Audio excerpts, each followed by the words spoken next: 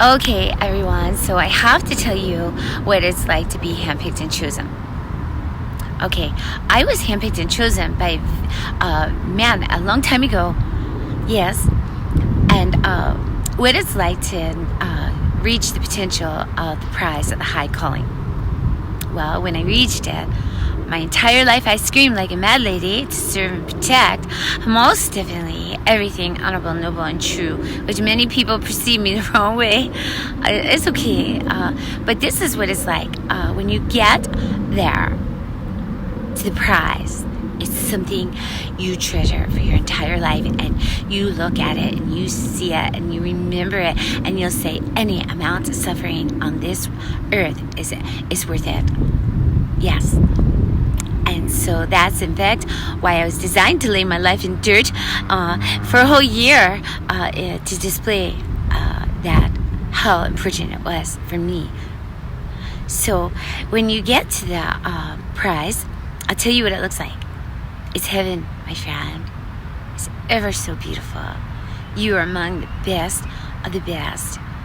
And when I was there, it was at a very beautiful place on a beach, sitting.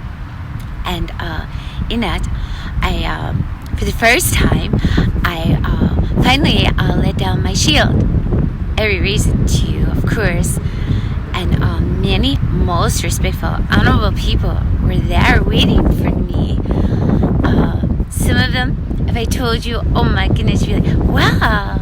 But we'll keep that confidential. But anyway, so I got there and I let down my shield and I'm sitting there, and then all of a sudden, like, the most beautiful part came out of me as to why I suffered and why I did all I did. And I told them about these things, and I was telling them almost like some child just displaying a pure heart, teaching it.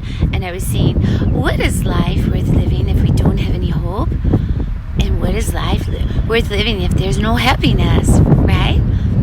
And I was continuing on and telling them, and then I got my quiet moment, and I turned my head to the side a little bit, and I saw this man, and he was on his beach chair, and he looked up to the heavens, and he smiled. And when he smiled, I said, oh, he was at my father's funeral, right? I looked at him, and then I turned around, like, to the back of me, and I saw a whole bunch of children playing. And there was this one little boy in the midst. He had to be like 5 years old with blue shorts on, and he was in the midst of the children playing. And I looked at him, and I foresaw it. I mean, he was standing there, and he had like no interest in any of the children playing at all. And he was just standing so wonderful in his display, because he was like just overseeing everything. He was just like gazing out to the oceans and the beach. And I turned, I said, that's him. He's going to do something great, right? Yes. And so I left it as that, and that day was over. And so this is how a handpicked and chosen are in fact orchestrated and ordained by God, right?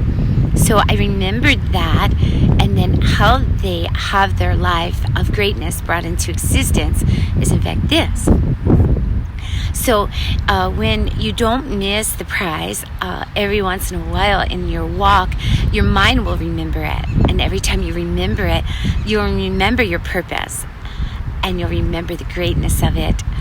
And two reflections of two different times I remembered it, I have in fact created the greatness of the futures of that little boy. That little boy is going to be a lawyer or a judge who will in fact demand my umbrella and its laws to be brought to pass. And that is in fact that. And then another time was, I even know the very building of where the umbrella is going to be, and where I was called to send it, and one day that little boy is going to work with them. So that's it, my friends. It's how it works. I wanted to tell you that. Thank you.